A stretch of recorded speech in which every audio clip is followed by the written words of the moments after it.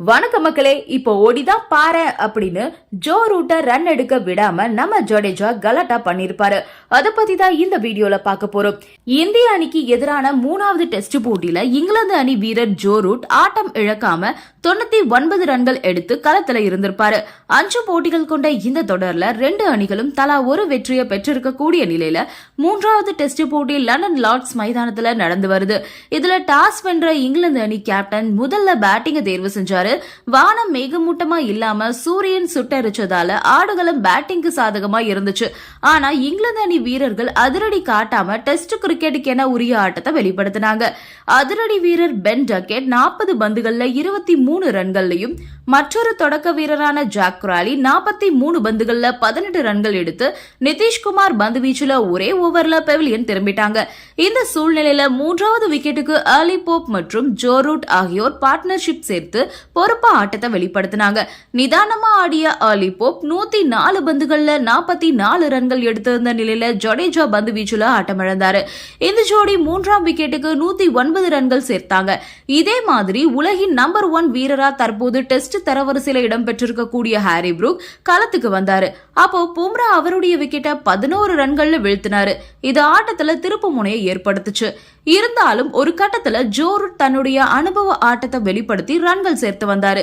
இறுதியில Ben Stokes 39 ரன்கள் எடுத்து களத்துல இருந்தாரு. ரூட் 99 ரன்கள் எடுத்திருந்த நிலையில அவர் ஒரு ரன் ஓட முயற்சி பண்ணிருப்பாரு. அப்போ பந்த பிடிச்ச ஜடேஜா அங்க இருந்து ஜோ ரூட்டை பார்த்து எங்க ஓடிப்பாரு அப்படின்னு சைகை செஞ்சிருப்பாரு. அதை பார்த்து ஜோ ரூட் சிரிச்சுக்கிட்டே இருந்திருப்பாரு. உடனே ஜடேஜா பந்த கீழே வச்சு இப்பவாது ஓடு அப்படின்னு கூறியிருப்பாரு. இதையடுத்து மைதானத்துல ஒரே சிரிப்பலை ஏற்பட்டுச்சு. ஜோ ரூட் ஓடாததால பந்த எடுத்து ஜடேஜா திரும்பவும் எறிஞ்சாரு. ஜோ ரூட் இன்றைய ஆட்டத்துக்குள்ள 100 ரன் எடுப்பாரு அப்படின்னு எதிர்பார்க்கப்பட்டுச்சு. ஆனா 83 ஓவர் முடிவுல இங்கிலாந்து அணி முதல் நாள் ஆட்ட நேர முடிவுல 4 விக்கெட் இழப்புக்கு 251 ரன்கள் எடுத்திருந்தாங்க. பும்ரா ஜடேஜா ஆகியோர் தலா ஒரு விக்கெட்ஸையும் நிதிஷ்குமார் ரெட்டி 2 விக்கெட்ஸையும் வீழ்த்திருக்காங்க. பேஸ்பால் அணுகுமுறை காலாவதி ஆயிருச்சு. இங்கிலாந்து அணி இந்தியாவோட கட்டுக்கோப்பான பந்து வீச்சுக்கு அடி பணிஞ்சுட்டாங்க அப்படின்னு சமூக ஊடகங்கள் முழுக்க எக்கச்சக்க பதிவுகளை பார்க்க முடியுது. ஆனா உண்மையிலேயே லார்ட்ஸ் டெஸ்ட்ல முதல் நாள்ல இங்கிலாந்து அணி பேஸ்பால் பாணில தான் பேட்டிங் பண்ணாங்க. பேஸ்பால் அப்படின்றது வெறுமன அதிரடியா விளையாடுறது மட்டும் இல்ல, தேவைப்படுற சமயத்துல அணியோட நலன் கருதி அடக்கி வாசிப்பதும் பேஸ்பால் தான் அப்படின்னு ஒருமுறை இங்கிலாந்து முன்னாள் ஆல்ரவுண்டர் மொயின் அலி சொல்லியிருந்தாரு.